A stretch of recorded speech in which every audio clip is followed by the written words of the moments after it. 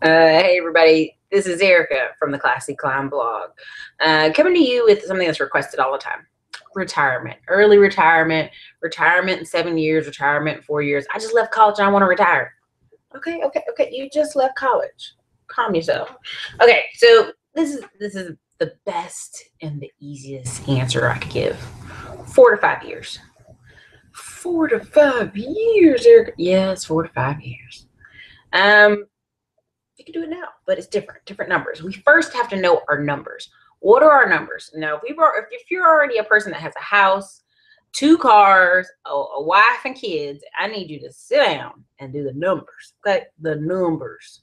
Figure out how much you're really spending. I mean, I need you to pull all your bank statements and look at what you're really spending. Where is it really going? What are your necessaries and your wants? Like your wants are your wife going out on date night every week. Your wants are Starbucks every day. Your wants are all the eating out you do. Okay, we're gonna put that in your wants.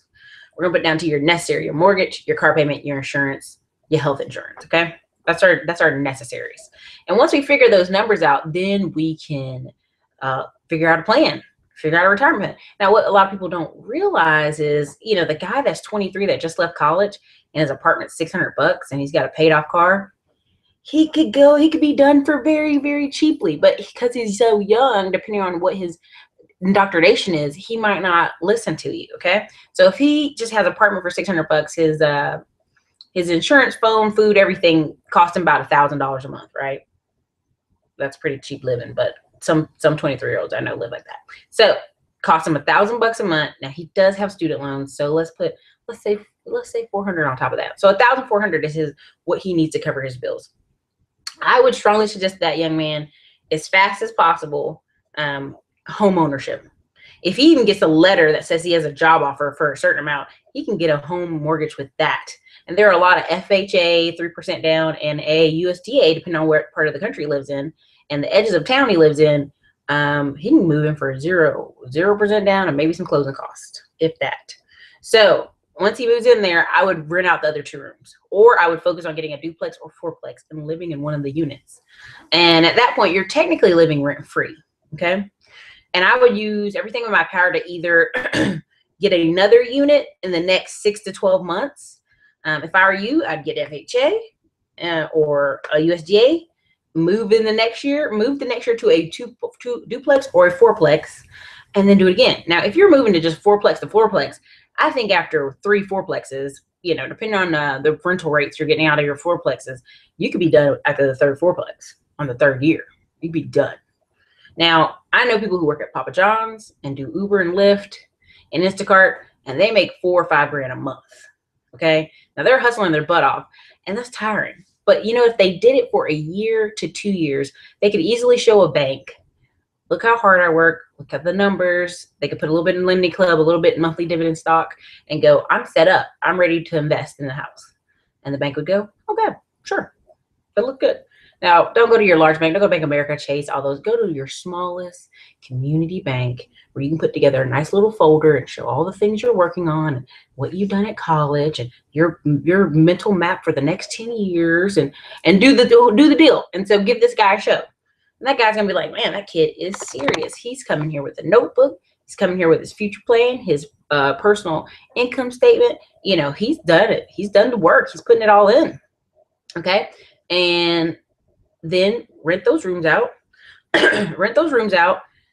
In your house, or rent all the units out in your duplex. Even if I had a duplex and it was 2 bedroom, 1 bath, I'd rent that other room out to my friend for $400. So then not only am I living rent free, I'm getting a little bit extra in my pocket for insurance, cable, internet, whatever, right? Food. And I'd work the next year like the same, really busy, really heavy. And then I'd move, whatever closing costs they need me to pay, or FHA, I should have saved up because I haven't had to pay rent. I haven't had to pay rent, right? I haven't had to pay mortgage because it's been being paid.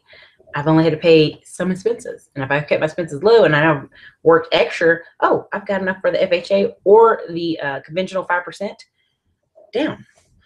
And I would go to another fourplex or duplex. Make it easier on the bank, make it easier on yourself to get approved.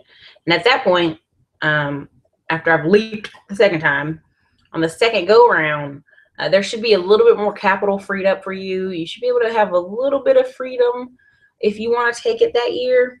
But let's say you're just leaving college and you're 23. Let's say you're 21, 22, 30. Okay. I would do it one more time, 3 years in a row. Now, I know people who 3 years after college, they're still living with their parents. You have 3 rental properties.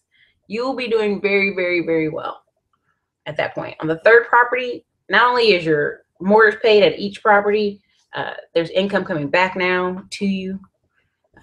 Even if you just have 3 duplexes, there's income coming back on the last 2, enough probably to cover all your expenses. If your expenses are still $1,500, right? Because your mortgage is being paid. We're just talking about expenses at this point. You're talking about your student loans and maybe your car. Okay.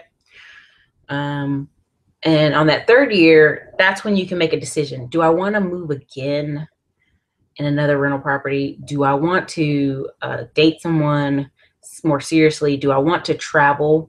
Because now you've got income coming in, whether you're working or not, from your tenants. And this year you can save up some money to do a long-term trip. So that's officially when you're retired on that third year. You probably could not, work again for a while.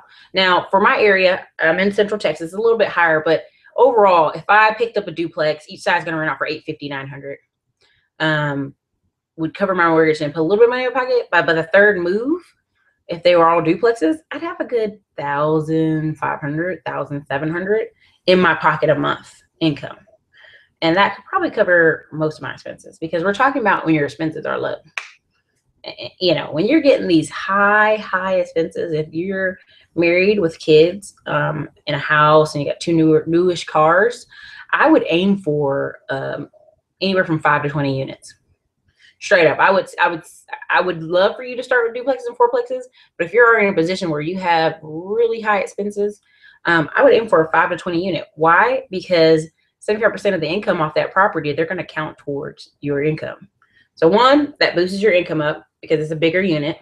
2, you know, you can basically say, look, I'm going to use this management company and it's going to do a great job, and I'm going to have this much down payment. You know, whatever you got to do, right? And it would be easier for you to get approved for that one.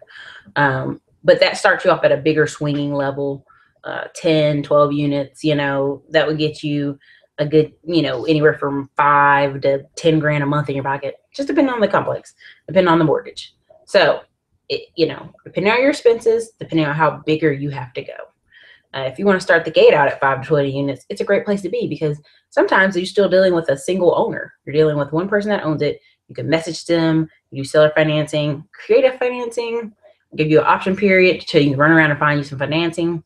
It's a couple of different flexible things you could do there, but it gets you out of residential loans and into commercial loans, where they're mostly focusing on the complex.